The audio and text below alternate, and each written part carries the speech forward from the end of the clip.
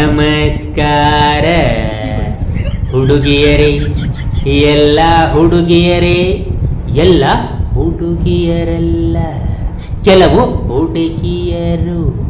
ಮದುವೆಯಾಗುವ ಹುಡುಗರು ನಿಮ್ಮನ್ನು ನೋಡಲಿಕ್ಕೆ ನಿಮ್ಮ ಮನೆಗೆ ಬಂದಾಗ ನಿಮ್ಮ ಮನಸ್ಸಿನಲ್ಲಿರುವುದೆಲ್ಲವನ್ನ ಹೇಳಿಬಿಡಿ. ಅದು ಎಷ್ಟೇ ಹೊಲಸಾಗಿದ್ದರೂ ಕೂಡ ನಮ್ಮ ಮುಂದೆ ಹೇತು ಬಿಡಿ.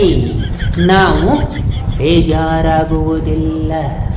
ನಿಮಗೆ ಚಪ್ರಿ ಅಂತ ಬಾಯ್ ಫ್ರೆಂಡ್ ಇದ್ದರೆ, ಆ ಬಾಯ್ ಫ್ರೆಂಡ್ ಜೊತೆ ನೀವು ಒಂದೇ ಗಾಡಿಯಲ್ಲಿ ಕುಳಿತುಕೊಂಡು ಇಬ್ಬರು ಅಪ್ಪಿಕೊಂಡು ಒಂದೇ ರೋಡಲ್ಲಿ ಒಂದೇ ವೀಲಿನಲ್ಲಿ ವೀಲಿಂಗ್ ಮಾಡಿದ್ದರೆ, ಒಂದೇ ಗ್ಲಾಸಿನಲ್ಲಿ ಟೀ ಕುಡಿದಿದ್ದರೆ, ಒಂದೇ ತಟ್ಟೆಯಲ್ಲಿ ಊಟ ಮಾಡಿದ್ದರೆ, ಒಂದೇ ರೂಮಿನಲ್ಲಿ ನೀವು ಇದ್ದರೆ, ಒಬ್ಬರಿಗೊಬ್ಬರು ಮನಸ್ಸನ್ನು ಕೊಟ್ಟಿದ್ದರೆ, ಪ್ರೀತಿಯನ್ನು ಹಂಚಿಕೊಂಡಿದ್ದರೆ, ಏನೇ ಇದ್ದರೆ ಅದನ್ನು ನಮಗೆ ಹೇಳಿಬಿಟ್ಟು ಬಿಡಿ ಮತ್ತು ಪುಣ್ಯ ಕಟ್ಟಿಕೊಂಡು ಬಿಡಿ. ಯಾಕೆಂದರೆ ಆಮೇಲೆ ನೀವು ನಿಮ್ಮ ಮನಸ್ಸಿನಲ್ಲಿರುವುದನ್ನು ನೀವು ಹೇಳದೆ, ಮನಸ್ಸಿನಲ್ಲಿ ಇಟ್ಟುಕೊಳ್ಳಲಾಗದೆ, ನಿಮ್ಮ ತಂದೆ ತಾಯಿಗೂ ಹೇಳಿಕೊಳ್ಳಲಾಗದೆ, ನಮಗೂ ಹೇಳಿಕೊಳ್ಳಲಾಗದಲ್ಲಿ ನಮ್ಮಂಥವರನ್ನು ಅನ್ಯಾಯವಾಗಿ ಮದುವೆಯಾಗಿ ಆಮೇಲೆ ನೀನು ನಿಮ್ಮ ಬಾಯ್ ಫ್ರೆಂಡು ಸೇರಿಕೊಂಡು ಮೊದಲ ರಾತ್ರಿಯ ದಿನವೇ ನಮಗೆ ಹಾಲಿನಲ್ಲಿ ವೇಷ ಹಾಕಿ ಶಿವನ ಪಾದ ಸೇರಿಸಿ ಬಿಡುವ ಸ್ಕೆಚ್ ಹಾಕಿ ಬಿಟ್ಟು ಬಿಡುತ್ತೀರಿ. ಆಮೇಲೆ ನಂದಿ ಬೆಟ್ಟಕ್ಕೆ ಕರೆದುಕೊಂಡು ಹೋಗಿ ಸೆಲ್ಫಿ ತೆಗೆಯುವ ನೆಪ ಮಾಡಿ ನಮ್ಮನ್ನು ಅಲ್ಲಿಂದ ತಳ್ಳಿ ಯಮನ ಪಾದ ಸೇರಿಸಿ ಬಿಟ್ಟು ಬಿಡುತ್ತೀರಿ. ಆಮೇಲೆ ರೋಡಿನಲ್ಲಿ ಹೋಗುವಾಗ ನಾಯಿ ಅಡ್ಡ ಬಂತು, ಹಾವು ಬಂತು ಅಂತ ತಳ್ಳುವ ನೆಪ ಮಾಡಿ ಗಾಡಿಯ ಲಾರಿಯಲ್ಲಿ ಹಾಯಿಸಿ ಬಿಟ್ಟು ಬಿಡುತ್ತೀರಿ.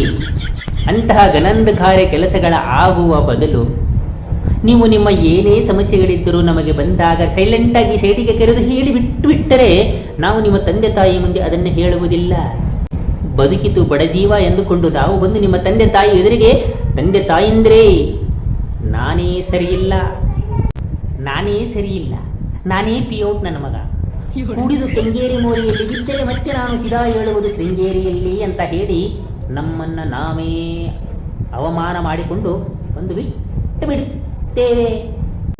ನಿಮ್ಮ ಮಗಳು ಪತಿವ್ರತೆ, ಪರಮ ಪತಿವ್ರತೆ, ಅಂಥ ಪರಮ ಪತಿವ್ರತೆ ನಮಗೆ ಸಲ್ಲುವುದಿಲ್ಲ ತಂದೆ ತಾಯಿ ಅಂತ ಹೇಳಿ ನಾವು ಬದುಕಿತು ಬಡಜೀವ ಎಂದು ನಮ್ಮ ಮನೆಗೆ ಬಂದು ಬಿಟ್ಟು ಬಿಡುತ್ತೇವೆ.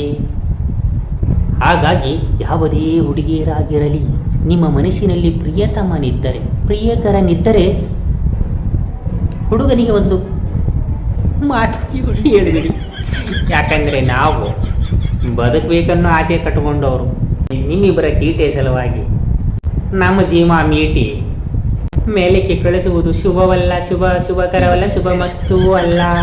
ತಾಯಂದಿರ ಬೇಡ್ಕೊಳ್ತಾ ಇದ್ದೀವಿ, ನಿಮ್ಮ ಮನಸ್ಸಿನಲ್ಲಿ ಇದ್ದರೆ ಹುಡುಗನಿಗೆ ಮೊದಲೇ ಹೇಳಿಬಿಡಿ. ಅನ್ಯಾಯವಾಗಿ ಅವರ ಪ್ರಾಣದ ಜೊತೆ ಆಟ ಆಡಬೇಡಿ.